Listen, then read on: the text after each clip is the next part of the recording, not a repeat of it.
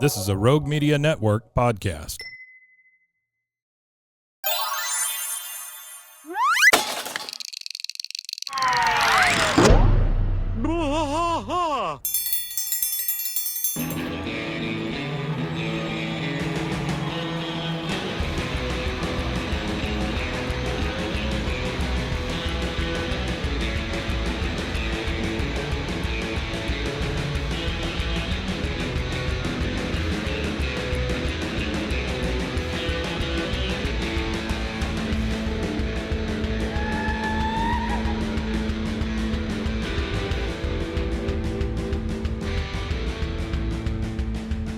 Watch us fight all through the night, deep in the heart of Texas.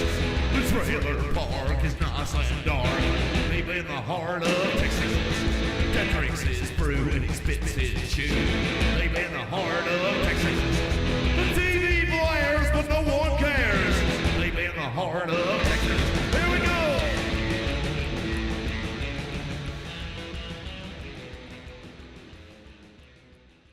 Hey there, everybody. Welcome to Bois, King of the Hill podcast. I'm Mike. And I'm Rusty. Rusty, it's Friday. It is Friday. That ain't right. That ain't right, Friday. And we're filming this one for some unknown reason. Yeah, we're filming it. We're going to start trying to get a bunch of content for YouTube, I guess. Yeah, is what our we'll goal try. is here. We'll see what happens. If it doesn't work, it doesn't work. So today I've got kind of a potpourri of things to talk about. Yeah. First and foremost, let's talk about. I don't think I have the one with the people in it. Yeah, that one. Do I? This one I've here? got a lot of paperwork here. No, I got that, and I've got this one. I don't think I have this one. Do you have two of those? Do I have two? No. You just have one. What'd I do? I got to find out. Oh, there I am. There There's my you paperwork. Okay. So we got three things to talk about here. First and foremost, let's go over some Comments from YouTube. Comments from YouTube. Yeah, so our YouTube, I got to pull up an email too, because I got an email from a guy. I got a comment from a guy, and then I told him he needs to email us because I'd be interested in hearing what he's got to say. Oh, yeah. So that he one I think is in emailed us. here. Yeah.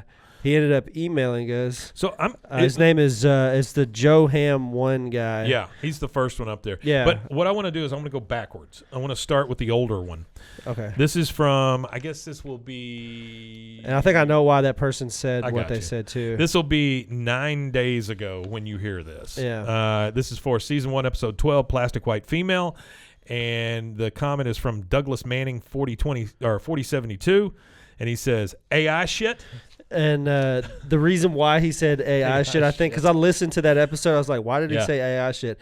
It was when we used to have because whenever I got the files from you to upload for season 1, it was the whole ad run and everything like that, because I ripped I think the first season. Got it. So it had the ad at the beginning, shit. and he thought the ad was just AI shit is what he thought. That's funny. All right, so another one from 9 days ago. It says, intro is far too long. This comes from Christopher Knowles. Yeah. Don't care. Okay, next one. Appreciate that, though, yeah. It is what it is. Intro is what it is, man. It's the whole point of it is showcasing an artist that we like. Flame Trick subs. The Flame Trick subs. They just lean do into the it, song. man. Just lean into it. It's a good song. It's a good wind up for like a show. So here's the first one from Joe Ham 1, and that's the email that I have here. This would be. He gave us a good story. This would be about 8 days ago. It says. Number 2 favorite episodes for me. He's talking about season 2, episode 6, Husky Bobby, and then he says number 1 is Living on Reds, Vitamin C, and Propane. Yeah, I don't know what that's from. I'm not sure what that means. That's got to be an episode. But we'll skip the next 3 and we'll go back to Joe real fast so I could knock him out. Gotcha. So he left us another comment on season 2, episode 15. By the way, thanks, Joe. Yeah, appreciate Seriously. it, Joe. And we're going to hear more from Joe. This is season 2, episode 15, 3 Days of the Condo. Yeah, and it says, this was such a great episode. I missed the good old days when new episodes would come out after The Simpsons. It used to air on Sundays after that was great. It was football, Simpsons, King of the Hill. TV was off for me after that. I didn't care. In my opinion, all the classic episodes are unbeatable, but I really feel like the show started losing it once Lucky got introduced. And it sucks because I really love Tom Petty, but the show wasn't the same after that. Sure. Anyways, love your dedication, boys.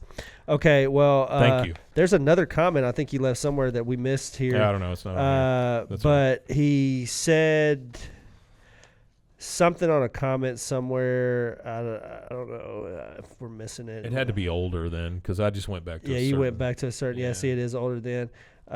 There was something he said. So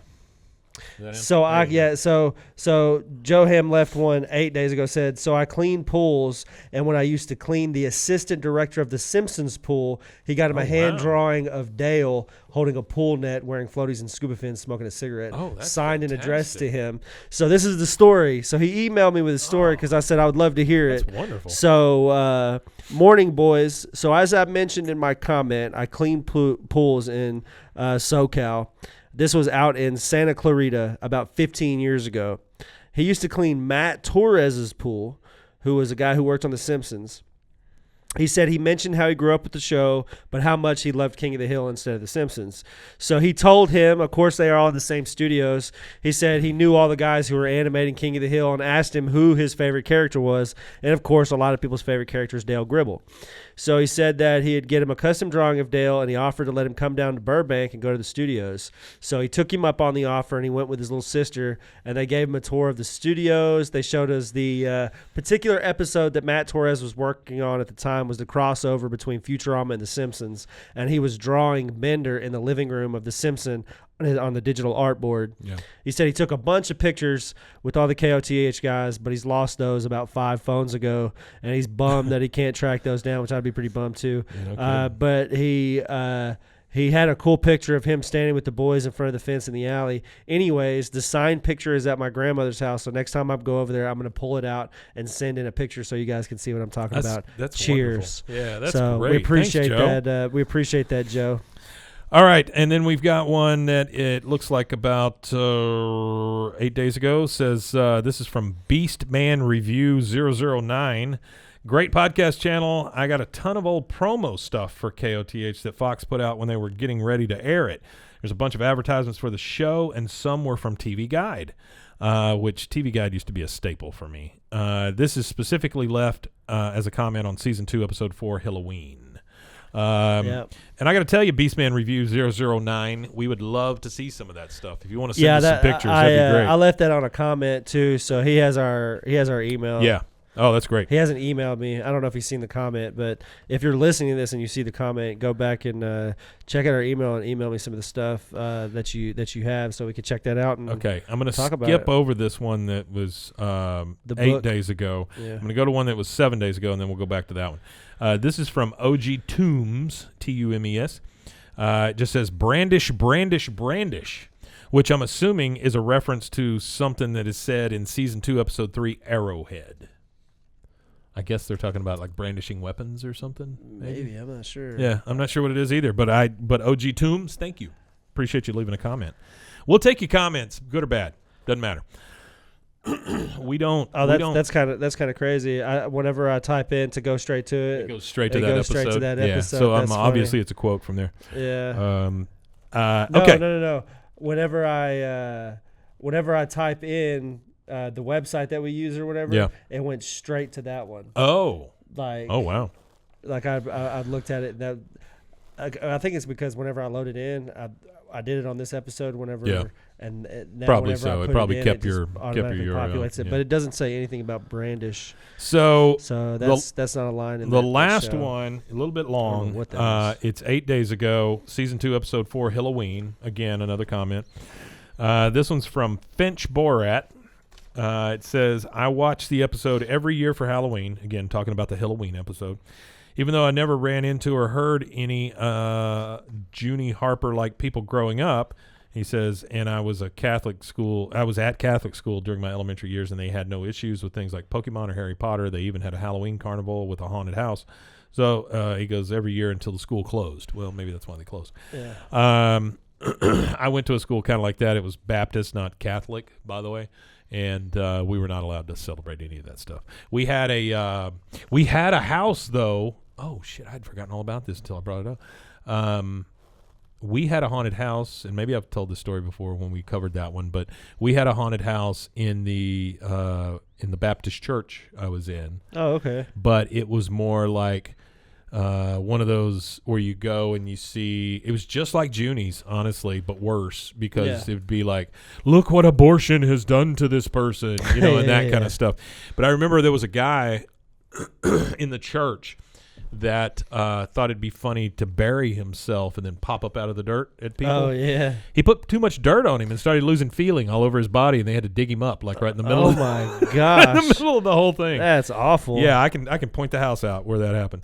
Anyway, Fort Finch Borat. We've seen a bit of a role reversal over the last 25-plus years.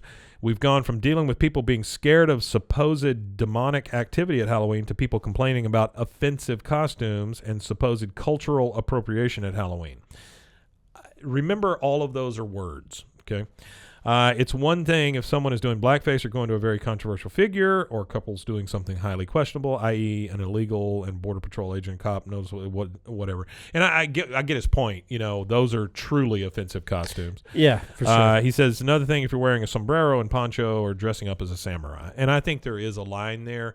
We happen to just live in a culture right now that and the funny thing about that cultural appropriation thing, the only person that gets mad about it is white people. If I dress up as a gaucho with a sombrero and a poncho and all that stuff, there's not and I was an illegal immigrant, so as cliche as it might sound, just because I was an illegal immigrant, there is a lot of friends that I had growing up who were also illegal immigrants. And if not illegal immigrants, they were Hispanic. So there's no Hispanic person that I know personally that would be offended by anybody wearing a sombrero and a poncho and stuff like that for Halloween. And I mean, if they're doing it, all year long, I don't even think they'd be mad then, because a lot of cultures don't see it as cultural appropriation. They consider it cultural appreciation. Yeah, I taught in highly Hispanic schools for many years. Taught art and robotics and rockets and stuff. It's appreciation. Like that. And they do not, none of my kids cared, number one. And number two, all those kids talked about was race all the time. Yeah. Always making fun of it and all this stuff, between the black kids, the Hispanic kids, and the two white kids that were in the school. I mean, they would make fun of each other all the time based on race. Yeah. And, it got to a point where you have to tell them to stop because you're afraid it's going to boil over into something else. But it was never like, oh, my God, you called me brown. Or, just never, it was never that way. I got another comment. Again, like you say, it's white people. Yeah. It's usually white people that are getting mad about nothing. But I've got a couple of more comments that I wanted to read to you. So we've got CA Pam 15. So this is going to be my next Listen to at Work podcast. And then you've got that's sweet. Yeah. Art Angeles M. Loved the commentary, guys. Mike sounds like Tim Conway Jr. I thought you would like that. I wanted to, because I was looking through the ones you printed off and it wasn't on there. That's fantastic. And then we've got one right here. Coming soon, Dorf 2. What in the absolute fuck? And then I commented on there, blah, and then he said, right when I thought I've explored the deepest depths of the interwebs, I stumbled across a show that literally breaks down every single frame of a Mike Judge cartoon in painstaking detail. At least y'all found what you love. That's right, man. Thank you. Yeah.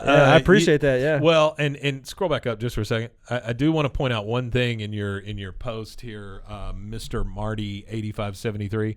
It says, stumble across.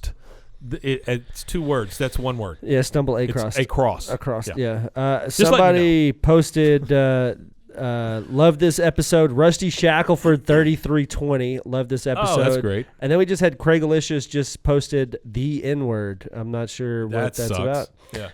And not the actual N-word, just the it just N-word. Says the letter N and word. We got some from Artie there. Go back up for a second. There's one... read that name. Oh, LB Queen L114. I'm so here for this heart, King of the Hill. That's great. Love it. Awesome from Ghost Tiger 84. Arsony the God. This is dope as fuck. Keep it up. Valcor 73, where's it streaming?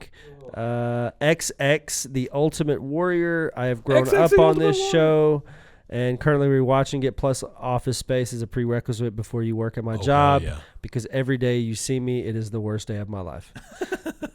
And that's it for all. I pretty much read them all. That is wonderful, guys. Keep all the coming. most recent ones that I haven't seen. Yeah. Please keep them coming. About. But we appreciate all the comments. We'll and take them good or bad, man. Yeah. We don't care.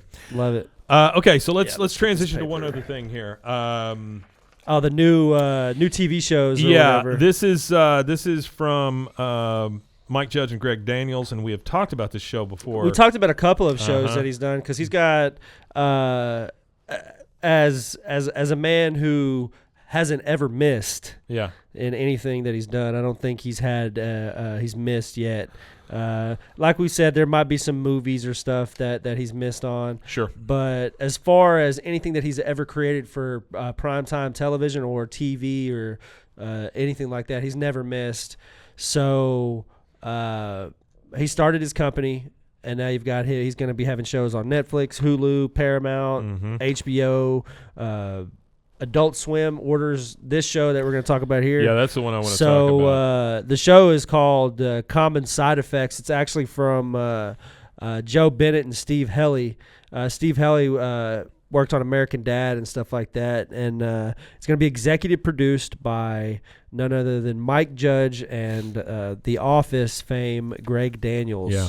They announced it at the Annecy International Film Festival. Yeah. So it's going to delve into the complex reactions to the revelations of the mysterious elixir of life.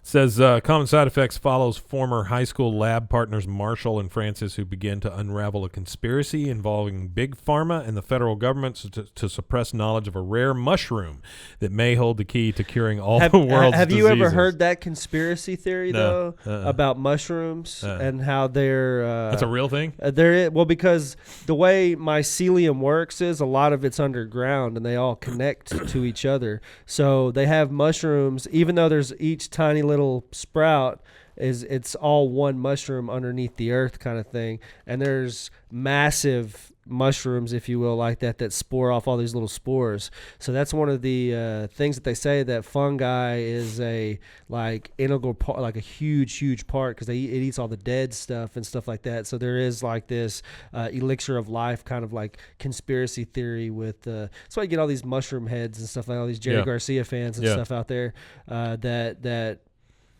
don't just use mushrooms as the psychedelic part of it. They go and look through for all the mushrooms, and they pick all the mushrooms and see what all the mushrooms could do good or bad for you. And it's funny because Texas actually has one of the largest old growth forests up in the east, up in the northeast part of Texas, around that area, northeast, central east Texas. And it has I want to say it has one of the largest varieties of mushrooms in the world because it is an old growth forest. I have never had a great experience with mushrooms. I love to eat them, but taking them, that's a different thing. It just always made me feel drunk. That was it. I never saw any little people running around or anything. Well, I never saw any what I wanted. people. I never saw any. Well, you might not have took enough. I've never seen any people, but I've had some really, really crazy experiences. So last year on my birthday, I have... When's your birthday, by the way? August the 6th. August 6th. Yeah. Okay. I have a buddy... Mine is May 4th, so it's coming up. Yeah, May 4th. Yeah, May the 4th be Do with not you. say that. Oh, my dad's is the 3rd. Yeah, there you go. My daughter's is the 6th. Oh, wow. So I have a friend that I used to get mushrooms from, and he was like a mycologist. He was like really deep into the hobby. Yeah. And... mycologist. He would take them and grind them up and then put them in capsules for you, so you'd have just like a bag of capsules instead of a bag of mushrooms. And... I took in 4 of them on my birthday, and my birthday coincides with a family member's birthday, so it's a kid's birthday party we're at, and they hit me like a ton of bricks. Safe. Yeah, they hit me like a ton of bricks, and we had to leave the birthday because I was like, it's my birthday too, God damn it. And I ended up having a bad experience that day, and I was in the bathroom, and I was laying in the tub, and I had the water on. Your bathroom. My bathroom. Okay. I made it home at this point. Like no. Peter Piper's I wasn't bathroom. at a Peter Piper bathroom. Yeah. No, we were actually at a family member's house. Is where it was at. Sure. But I left and get home, and I'm just like pouring sweat, and I feel like I'm in hell. That's literally where my mind is at. I'm like, oh my God, this is what hell feels like. Yeah. And I get in the water, and I lay down in the water. It's like an oasis. And every time I'd lift up out of the water, because we had to go to my parents' house for dinner because my mom's cooking my favorite dinner that night. There you go. So I'm like laying in the tub Spamming Velveeta for like 3 hours to like chicken cacciatore is actually what she makes. It's so I'm sitting there like dying. Chicken cacciatore? Yeah, it's my favorite dish my mom makes. Yeah. How does she make it? Carefully. I'm not sure. Like it's that's the thing is she's given the recipe out to my friend's mom because my friend's mom liked it and she wanted to make it. Yeah. But I've eaten my friend's mom's version of what Not my the mom same. does, and Yeah. there's zero the same. You And know I asked my mom why. It's because she said because I don't measure. Well, you know the vital ingredient that's missing. Love. Or my mom's hair. Your mom's That's hair. what it is, like a wad of my mom, not a wad, but I like that. a string of her hair. Well, that's the thing is home cooked meals. Like if you have never accidentally eaten a piece of your mom's hair, you've probably not ever had a home cooked meal. That's probably true. Yeah. Because I think we eat a lot of hair and spiders that we don't know about. Yeah. Well, I've eaten a lot of my mom's hair for sure. Yeah. So this common side effects. It's a weird thing to say. Yeah. Well, I mean, not on purpose. I get you. Yeah. I understand what you're saying. I just, if you come into this out of context, you're just the first thing you hear is I've eaten a lot of my mom's hair. Yeah, that's pretty rough. So tonally, this is not like nothing else in animation right now. So we knew immediately that common side effects belonged on Adult Swim. So the two things that I want to mention is Mike Judge and Greg Daniels. Great, that's fantastic. I think you're right when the guy from Adult Swim says there's nothing like it right now, and you've got a great team working on it. But the two people I want to point out here is Joe Bennett. Joe He Bennett. did a bunch of stuff for Cake. Have you ever seen any Cake? No, I haven't seen that. So FXX ran an animated show called Cake, and it also had live action stuff in it. It reminded me I of imagine the old days. his animation style is this right here. Yeah, this is his. It reminded me of the old days of like Liquid Television and stuff like that on MTV. Yeah, Cake is weird, but it's I have to kind of cool. to put that on my never-ending list. I just started a rewatch of. I never really watched the entire series as a kid. Which one? I've watched a ton of episodes of it, but I've never seen them in sequential order. Gargoyles. Oh, I just started Gargoyles from the very Disney beginning thing, episode. Right? Man, that show is phenomenal. really? Yeah, I really didn't realize how good of a show it was. Because the very first episode is a 5-part series, so it's 5 episodes. Is like the first whole story arc, and it's called The Awakening, and it's about like how the gargoyles got to modern times and all this stuff. It's pretty good. The other person I want to point out on this is Steve Haley. Steve Haley. American Dad. Yeah, he did work on American Dad, but the things I really want to point out is that he was co-executive producer for Veep. I don't know if you've ever watched Veep. That was a Vice President show, right, or whatever on HBO. Phenomenal show. Yeah. And then he was a producer/writer for The Office and 30 Rock. So, so he's familiar. As far as I'm concerned, he can do no wrong. Well, yeah. So he's familiar with Greg Daniels' game. Then, yeah. Speaking of Greg Daniels, let's talk about this last thing here. This is from the Hollywood Reporter, April 19th, so real recent. They're doing a follow-up series, right? So for The Office. Yeah. Coming back. They're developing the Office universe. And so this is a series that will be in that same world, but about something completely different. As a fan of The Office, it really just disgruntles me about the entire everything to do with The Office is that the UK Office didn't last any longer than one season. Well, I think that they did some follow-up, like long episodes, like they do a Christmas one and stuff like that. Because honestly, one of my favorite modern, I guess you call it modern. He's probably not so modern anymore because he's kind of older now. But Ricky Gervais is one of my favorite. Oh yeah, he's fantastic. He does great stand-up. Great stand-up, but the shows and stuff that he produces or is part of, because he did The Office. Like he's the guy who created. What The Office. I know that. Oh yeah. I know he didn't make the U.S. version, but the first season is damn near verbatim the first season of The Office in the UK. The jokes. There's a lot of the same jokes. There's a lot of I think pretty much almost verbatim, not word for word, because they take away all the British slang and put American slang in. Sure. But the first episode, I'm pretty damn sure, is almost a photocopy of. But it's his kind of thing. He did one where he was a special needs guy in an old folks home or something. I used to watch that. It was pretty good. That was a phenomenal show. I can't remember what it was called now. With a D. Derek. It was called Derek. Yeah, Derek. Ricky Gervais and Stephen Merchant, the giant tall guy. Those are the two guys that were behind the original Office. Stephen Merchant, then they both were executive producers on the American one, so they did help shape the formation of that show. And then in one of the later seasons when Michael leaves, he's in Derek too. Yeah, mm-hmm. They're like comedy buddies. Yeah. But in one of the final seasons when Steve Carell is leaving, he finally meets Ricky Gervais in the elevator. Oh, never mind. He wasn't in Derek, which is really great. But I know who he is. So anyway, this is a new Office spinoff. We're hoping that it's good. My daughter does not think it will be.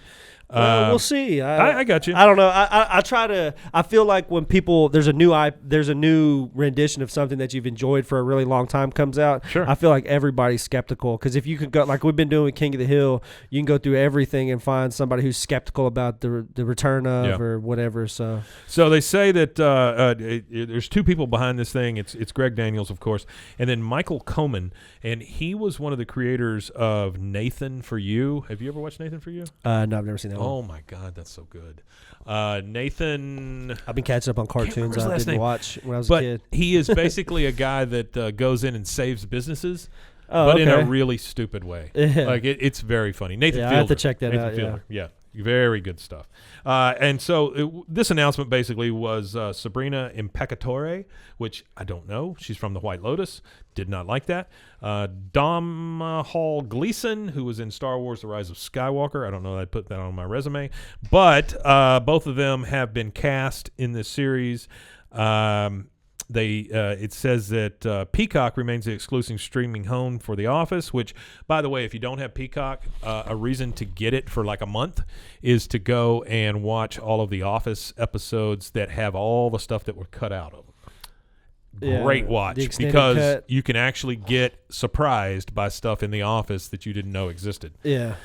So that's really good, but they bought the rights back from Netflix, and so I'm assuming that's where this thing will show up. But all we can do is cross our fingers and hope that it's good. Same deal with New King of the Hill. So, I just thought it was interesting that they're actually casting people at this point. Yeah, I think so too. That was interesting to see what's going to come of it for sure. Yeah. But it does say right here that it is not considered to be a reboot. Right. So just it's the same thing with King of the Hill as well. It is not a reboot. Continuation. It is a continuation. Yep. So and that's what this Office thing is as well. Stop getting your panties in a wad. It's a continuation of the universe that already exists. Yeah, I'm excited about it. I think I hope that it's good. If it's good, then the only thing I'm worried about is the humor. Like, you can't do the same humor that you did in The Office. A lot of that stuff wouldn't pass today. So we'll see. We'll see what happens. Maybe. I just hope they're not. They don't. Super politically correct or whatever. Yeah, I mean, I think too much of that's. Yeah. Okay. Too much of that's a bad thing. It is very much so. A really bad thing. I understand not hurting people's feelings, but sometimes it's just a joke. All right, so thank you again for joining us on Friday. We hope that the video came across and that you didn't get too turned off by watching us. And I want to remind everybody that you can go over to Patreon. There's a little $3 a month thing that would really help if you can help us out. Helps us keep the lights on, keep buying SD cards, showing up. Coffee's free here, so it doesn't buy the coffee. But if they keep watching us on YouTube too, we're only 2,000 watch hours away from being, was it? I think it's 2,000 watch hours and 300 subscribers away from monetization. We'll be good. But remember, you can get the video on YouTube for Spotify, Monday, and then also on Spotify. So if you use Instagram right now and watch. That's true. No, we're not streaming right now. Oh, okay. No. But anyway, thank you guys for joining us. This has been a Friday episode, That Ain't Right episode. And you want to tell them where else they can find us? Yep, you could find us at bwaaakoth.com, or you could email me at bwaaakoth@gmail.com, or you could go to roguemedianetwork.com/bwaaakoth. This is from Hank Hill, Assistant Manager, Strickland Propane. This is a And, guy here in town, right? Yeah, we're going to start a playlist on YouTube, and all of these Friday episodes will be That Ain't Right. Yeah. It'll be underneath the That Ain't Right playlist. Looking forward to it. All right, guys. Thanks again for joining us. We'll see you next time. We Matanye. We Matanye, indeed.